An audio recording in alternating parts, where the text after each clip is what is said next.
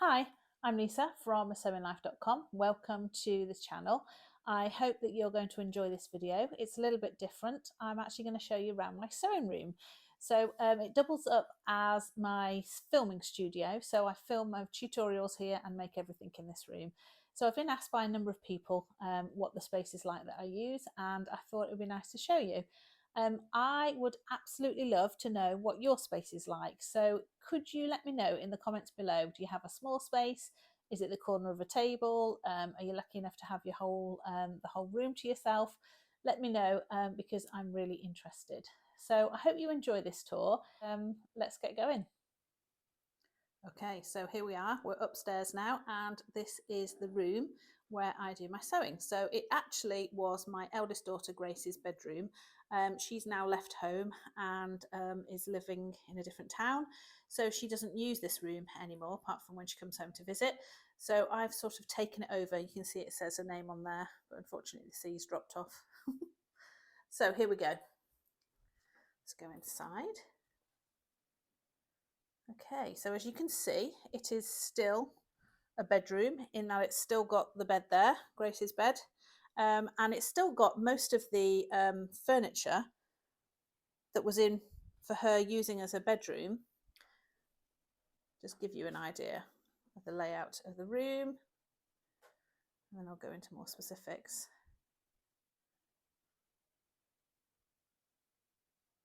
Okay, let's go behind the door. Okay, so that's the layout of the room basically. Right, what I'm going to do is I'm going to actually go to the overflow space before. So I mentioned that before. So out of here in another one of the bedrooms, this is another IKEA. So this is IKEA. I'll tell you about the other cupboards, but a lot of the things that I've got are from IKEA. Can't go wrong with IKEA really. So in the top, I have got half a bluebell rabbit with no head on. Poor bluebell. And then I've got my files where I keep all of my patterns. So these are the patterns that I pulled them out earlier. So just in two files, nice pink. They're both pink actually. Right, so this is where I keep all of the patterns. So these are the patterns that I've actually designed. So each of the separate leaves has a pattern in. So I will always use my pattern several times before I sort of put it online and sell it. So these are the copies of those patterns. So those are the bag ones that I've done more recently. And then the others in here are all the Theodore Bear and Friends. So what I'll do is I'll put, so a character, for example, I've got, what have I got there? A reindeer. I've got all the pieces. Sometimes I'll put bits of fabric in. If I'm developing new ideas and I like a couple of colours, I'll put the colours in. Oh, these were the sketches of when I first started designing them and the colours that I liked.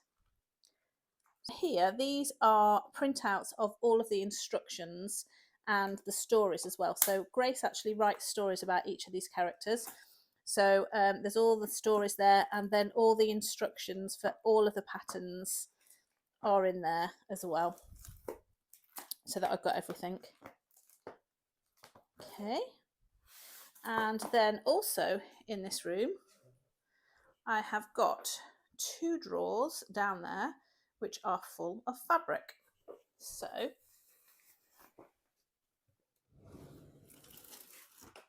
there's one, there's two. This is actually also an IKEA bed. It's one of those trundle beds that pulls out, but it's got this under storage underneath, which is great. So these are just all my pieces of fabric. I don't think I've realised how much fabric I've got until I've sort of started thinking about filming this. What I tend to do is they're not in any particular order. They're more in sort of like age order than anything else. Things that I've had, these are the things that I've had for longer. I quite often buy things from charity shops that I like items of clothing. Like you'll see this blue is a that's a coat. That's a pair of trousers that my mum gave me recently. That's a dress that I liked. some denim to do the denim bags that I've been making recently. Lots and lots of different things. Can you see sometimes I've put them in a bag and I put like an elastic band around them to keep them all together. The same in this one as well. Some of them are in bags. I think that's normally when I've got lots of pieces, just trying to keep them together. These are my patterns in there. In that bag at the back, look there, that's all mohair, because I used to make little mohair bears, but the mohair used to get everywhere. It used to really sort of get right in my eyes and everything, so I don't do those as much anymore. Right, so this is my bag of patterns. I don't have masses of patterns. I've not made clothes, masses of clothes over the last couple of years, more sort of making the bags and the toys, but I will start making more clothes again. Quite often I just sort of self-draft the designs. You'll see here, what have I got here? Okay, here's one where I self-drafted it. So dress pattern cut from my blue gold dress tunic. So that's something where I had a tunic that I really liked, so I just copied it and made myself a pattern. So there's a combination of things there. So all my patterns are kept in there. And then if I go back to the shelving unit, so that's the top shelf that we looked at. So the next shelf is just full of felt. These are the felt that I've used to make Theodore Bear and his friends. So loads of felt. I love using felt. I think it's a great fabric. Next shelf down. Oh, I've got some polystyrene balls there that I bought to make Christmas decorations. I didn't do it last Christmas, so I'll probably do it this Christmas. And also a camera. So when I first started doing all my filming, I used to do it on that camera. It's quite a good camera, DLS or something like that. I can't remember. But it was actually the one that my girls used when they did their photography exam at school. So I used to use that all the time. But now I've got a better iPhone, and I literally just do everything on my iPhone. I film, edit, everything. And then down there, more pieces of felt, and then in there, these are just lots of little bits that go in the kits to make the Theodore Bear. Cottons, needles, pins, that kind of thing. It's loads. Okay, so back in my sewing room now, and this is the table that I do all of my sewing at. So I've got my sewing machine in the middle. The chair is just a chair from my downstairs table, kitchen table, nothing fancy. It's great because it's got a nice big window, looks out, got trees out there, little local library, very pretty. And you'll see I've got a big light at the side. It's one that's sort of it's not springy, but it's movable. You can put it in any position. So I have that, which I use for when I'm filming. And this table is actually a really nice table underneath here. It's actually what's called a writer's table. You can see how old it is, look. It's got coffee cup marks everywhere. But this bit in the middle actually opens up at an angle, and then you put your writing books on it. So my sister bought that for Grace years ago. But I have it covered in felt because when you're filming, it's just a little bit dark as a background, so I just cover it in white felt. So my sewing machine is a Brother, and the model is VX1095. It is very, very basic. You can see there's 12 types of stitches. It's really, really basic, but I've had it for over 35 years. 30 years. And it's never broken down. I don't want to jinx it, but it does the job.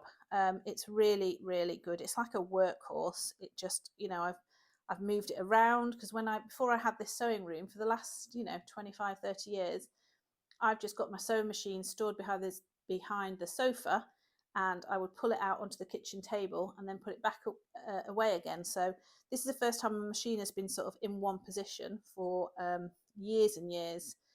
And, it was fine going backwards and forwards, but it's nice having it in one place. I try to keep my table quite clean, so I will just have what what I'm working on. And then I just have literally these three things, which I've actually made fairly recently. One, the round one, is the little bin for fabric scraps. Then I just have a pin cushion, and then I've also started using these pin clips recently. Now, I never used to use these. I always use pins, but I really like them. I've really sort of got into using those, and I like, I know it sounds silly, but I quite like the sound of them as well. So I've actually got tutorials for those three items on my YouTube channel, because I made those fairly recently. So when I am actually sewing, this is where I will sit and film. So you can see here, this is my photo stand, and what I do is I put my camera in this photo stand at sort of this position, and I will then video it in that position. So that is what happens there. Okay, then what have I got here? Okay, so this is Grace's wardrobe, and I have some space in here. Not lots, but some. So I've got this little three-tiered shelving unit, and in there, these are my more recent fabrics, and these are the things that I will use to make the bags and the linings. I try to sort of fold them up all a similar size so that I can see them, because I need to be able to see them, because once I hide things away, I don't remember they're there, so I need to be able to see them. So that's the top layer. Then the next layer, that's all jeans. I've made quite a number of jean bags recently, patchwork, which I really, really like doing. So that's all jeans. They're all from the charity shop. And then this is another layer. These are quite a lot of these are clothing items, actually. I think that's a skirt from the charity shop. That's something I made Grace a pair of dungarees recently.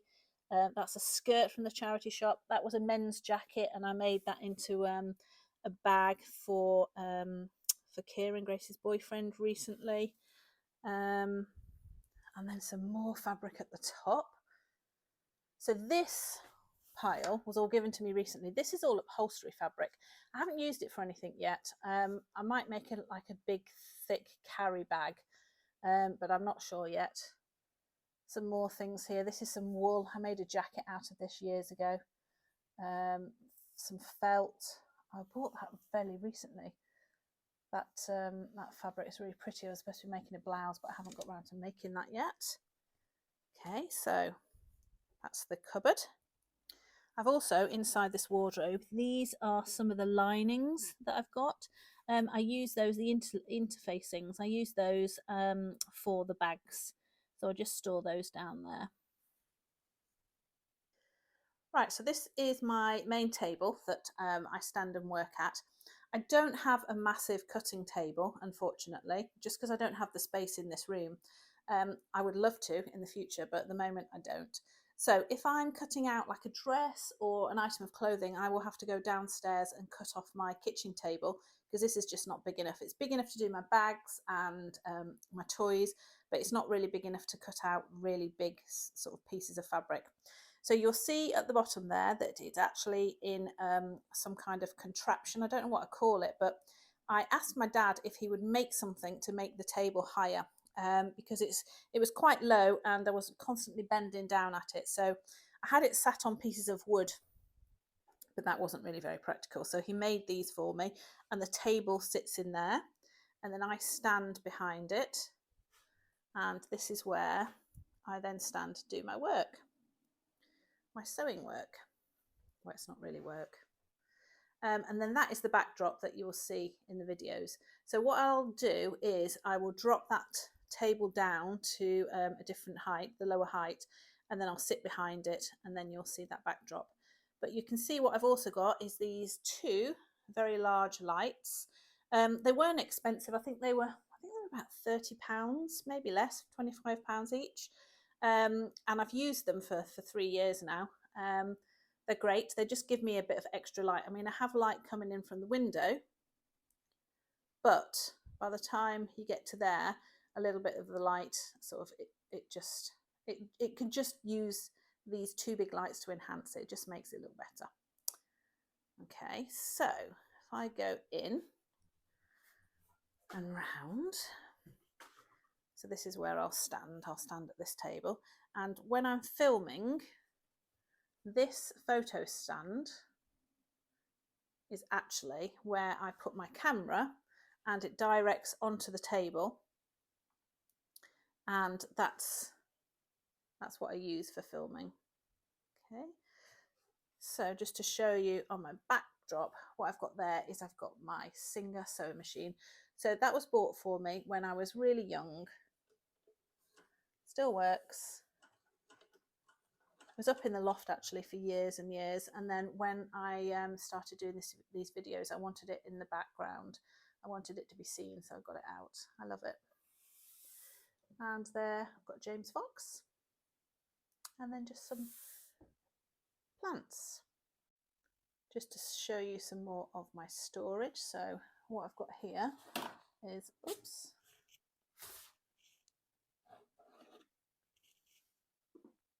I've got a little glass, well, it's not glass, it's plastic. That houses all of my zips. Oh, felt woolen balls in there, and then some more zips. I think this was my daughter's. She used it, I think it was Olivia's, she used it for makeup or something like that, and she didn't want it anymore. So I've used that. I haven't tend to have bought lots and lots of new things. I just use what I have. And then this is some wallpaper. And then what I do is when I'm shooting like a still life, so a single photograph of the bags or anything like that, I put that paper in there. I take those two things off, put it in there, and then that is my backdrop for taking those. So I just keep that rolled up. And then here, got a chest of drawers. These is mostly Grace's clothes in here. But then I've got one drawer full of fabrics. So again, these are, you see, these are a pair of, like, they're not leather, imitation leather. I made Olivia a silk, there was a silk dress that I got from a charity shop actually that I really liked. And I made it into a skirt for her recently. So there's the other fabrics. If I get scraps, I tend to keep them together so that when I'm making a scrap project, I've got them there. This is a handbag that I took apart, bought it from a charity shop, took it apart. That's just sort of sat there waiting for me to make something with it. And then these are just lots of the projects that I've made recently. I sort of keep them all here, so they're all nice and clean and neat. Right, so this is something that I use that I find really quite handy. I think it was from, it was from a company years ago called Pampered Chef, and they sort of sold it as though you could put your kitchen implements in it, also pens. So when the girls were little, it was full of pens. But now I use it for all my sewing equipment, so it's really handy. These are the things that I use regularly. So I've got my scissors, my fabric scissors, just a cheaper pair of scissors for paper. These scissors, I mean, I tend to buy things and have them for a long time. So gosh, I reckon I've had those for like 20, 30 years. I don't tend to buy things new that often. So what's in there? Pins, a couple of pairs of little scissors. That is the implement that I bought recently to attach poppers. I really like that. And seam unpicker, everybody needs one of those. Pens, that turns corners out. I do use that quite a bit actually, that's quite handy. That was only literally a couple of pounds. Oh, I use that to thread my elastic or anything like ribbon. I mean, look at the state of it. Look, it's very, very bent. I've had that for years. Yeah, so I find that really useful. And then the rulers in the top, so I find that very useful. And then I've got something, just take my cup out of the way. Then I've got something that I keep bits and bobs in. This was, you can see from all the stickers, look at this, was the girls used to have it and had pens in it. So I've just reused it, and I have all sorts in there. Threads, sequins, little jangly baubles, Christmassy vibes. Loads of tape, ribbon, elastic. It's a bit full actually. I feel like I need to redo that. Give it some space to breathe. Cord, rick-rack, oops. Webbing, little labels that say handmade. And then in the top, so this is, I bought this fairly recently. I think it was about £30, maybe a bit less. This is just a little microphone set. You just charge it up, and then it just gives a little bit of better sound for the videos.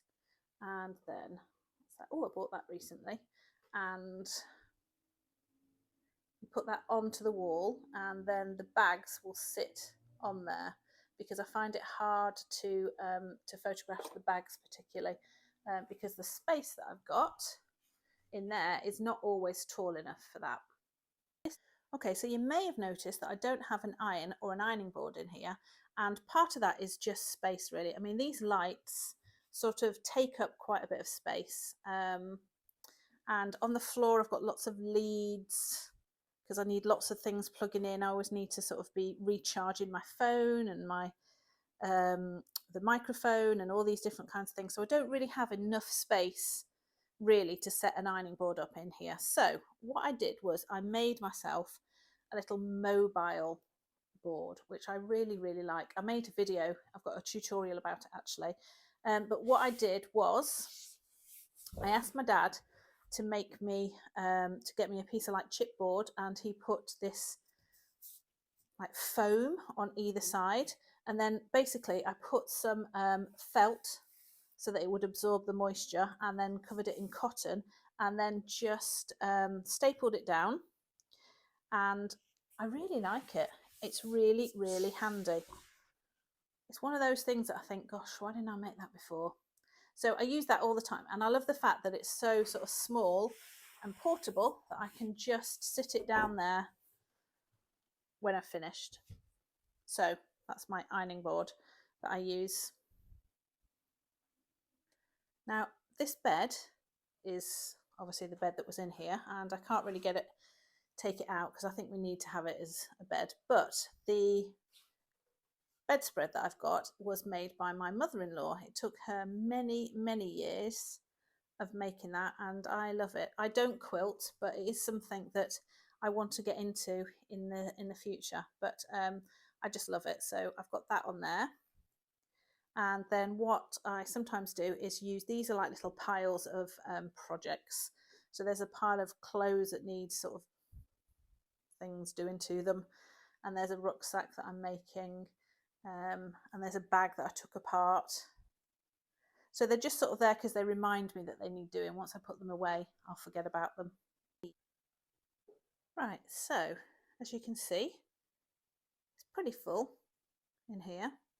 And like I showed you before, I've got an overflow space, but I've actually got more overflow space. It's not masses, but if I just take you downstairs, this is where I have my cutting board, because I haven't got anywhere to keep my cutting board in my sewing room. So I actually keep it underneath the settee. So underneath the settee, in its bag,